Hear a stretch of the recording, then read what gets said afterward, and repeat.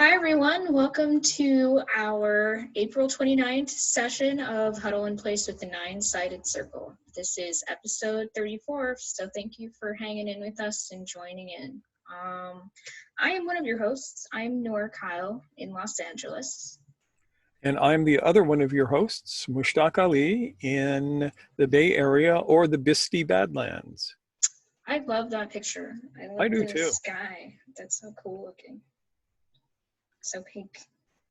Yep, and those weird rock formations, Mm-hmm. see them all, there's another one back there, are Yep. called hoodoos. Really? Yeah, because the white folks thought that they were spooky. Spooky. This is on the Navajo Reservation. Awesome. Yeah. Yeah, thinking of them a lot, huh? Yeah, a whole lot. Mm-hmm. Yeah, because for those who don't know, the reservations, specifically the Navajo Reservation, has been hit hard by the coronavirus. And so the struggle has been extra real for them.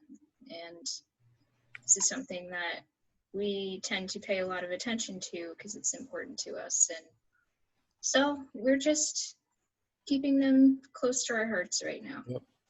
And you know, it's funny because the Navajo Reservation covers areas in 3 states, in New Mexico, Arizona, and Utah.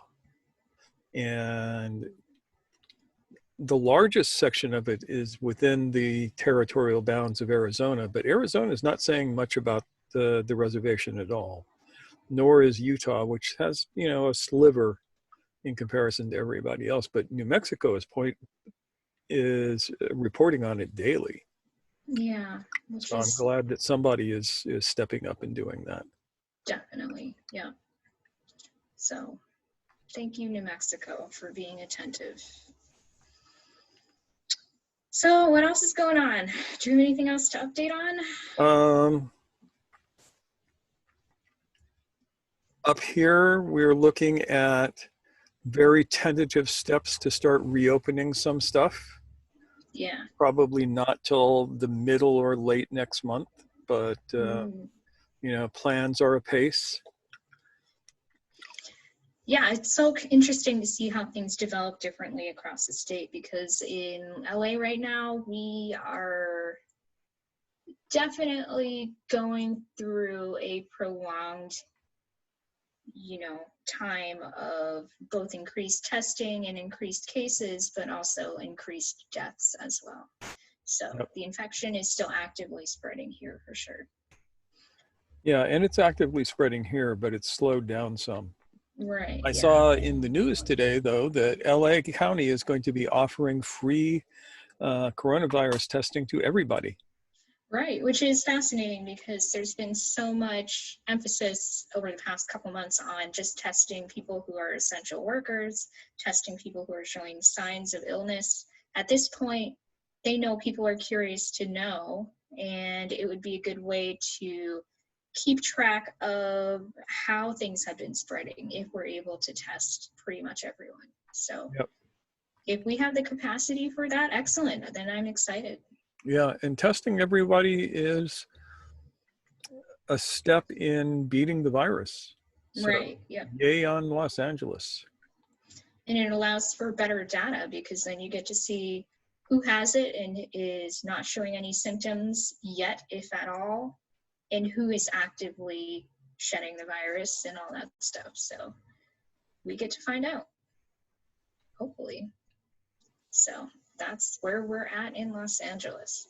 So with that said, we wanted to discuss today, given that we are all kind of in the corona-doldrums, as I like to call it at this point, how can we keep a positive attitude in the midst of this difficult time? That's a really good question, because it seems like this is harder and harder for people to do. Yes. The stress is getting to everybody. Yeah. So we have 3 tips today for how to help maintain a positive attitude. And a positive attitude is important because we know that a positive attitude can help boost your immune system, believe it or not. Mm-hmm. Yep. People with positive outlooks tend to do just a little bit better. Yeah, and we're not talking about outsized, irrational or delusional positive outlooks. We're just talking about the everyday, being able to appreciate the good that's within you and around you right now. Yeah. Because that's all you really need to think about right now. Where is the good in this life day to day? So, our first tip is to practice linguistic hygiene. Very important. Linguistic hygiene means you pay attention to what you say and the words you say to yourself, the words that you use in your head. What are they? Do you even notice? And to be able to see what they are and alter them appropriately. So rather than constantly creating negative outlooks, you can actively create some positive outlooks from the same thing. Yeah. So here's an example of a negative outlook. God, I'm stuck in the house all day. There's nothing to do. I'm getting sad and angry, and this just sucks. And the positive outlook would be, oh, I get to stay home today. I remember when I was a kid and staying home from school was such a treat. I wonder what I can find to do today. What craft can I do? What movie can I watch? What exercises can I do here at home that will make me happy? Yeah. Yep. Another one might be, the virus is dangerous and it's going to kill me. And you could go, the virus is dangerous, because that's the truth. And I'm going to take every possible precaution I can to avoid catching it. Yeah. And if I do catch it, I am going to maintain an attitude of survival. Say a little bit about that, if you don't mind.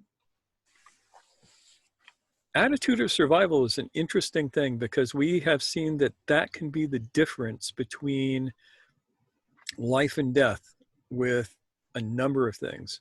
We saw this in Vietnam with guys who would get shot, and one guy would know he would die.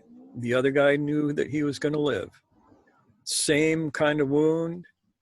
The one guy dies, the other guy lives. The only thing different is their attitude.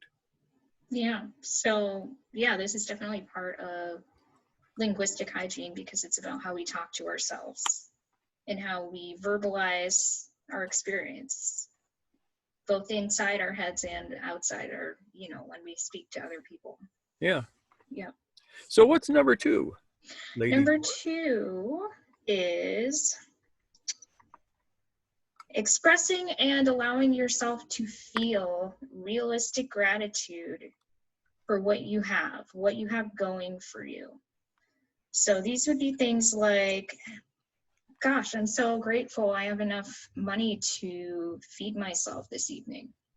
Yeah. Or wow, I have a roof over my head. Yeah. There are so many people who don't right now. Right. Yes. Or my rent is paid, if it is. And if it's not, oh, I can waive my rent for this month and pick it up when I'm doing better. Yep. And I'm grateful for these things. Yeah. And, the reasoning for this is it allows you to get into the now. And from there, you can see where the good is in the now for you, both in your own life and in the world at large.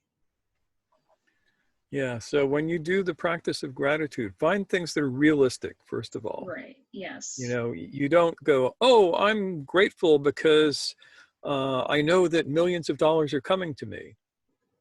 That's not it. That doesn't work. Right. You can go, I am grateful because I have really good friends. Yeah.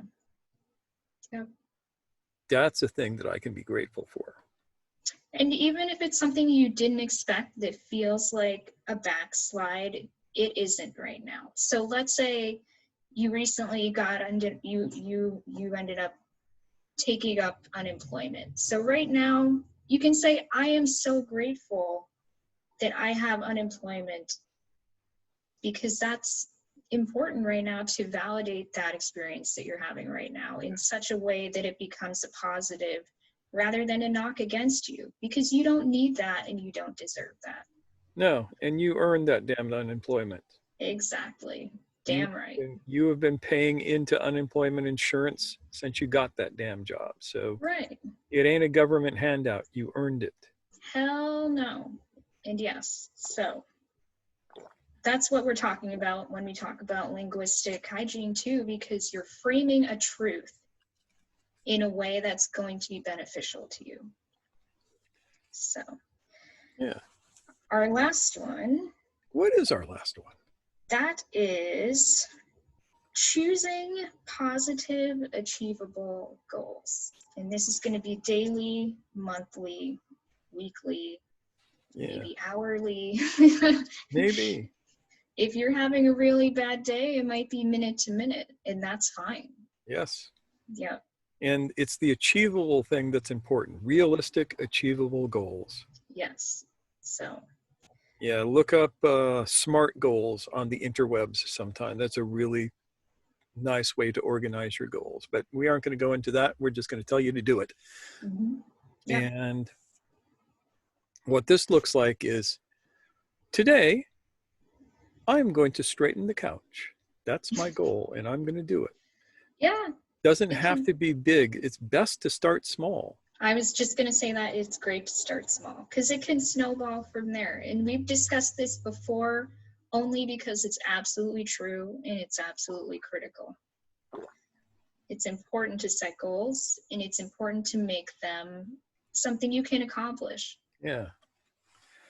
So this week, I am going to watch some videos on YouTube that will teach me how to do this particular craft. Yeah. Next week, I'm going to do the craft. Yeah. And if you're me, maybe it's this week I'm going to finish catching up on old Star Trek episodes. I mean, I'm rewatching the series. I haven't seen it in a long time. That's a goal I've set for myself. And that will make me feel good. That will cheer me up. It can be something like that. Yeah. Another one of mine is this evening I will wash the dishes. So. I have that same goal. High five. Boom. Yeah. So there you go. I mean, these are practices that we are incorporating into our own day-to-day life as well. Because God knows, you know, the struggle is real for everyone. Yeah. Yeah. So that's what we got for tonight. Work on staying positive by doing positive actions. Mm-hmm. And don't make your positive actions so big that they fail. Yeah. Start small, work your way up. Because you deserve that. Yeah. You deserve that boost. Yeah. Today's cleaning the couch could be next month's painting the house if you play your cards right. Maybe. So there you go. That's what we have for today. Thank you as always for joining us. And we're thinking of all of you out there. Hope you and your loved ones are well. Alrighty. Bye. Bye.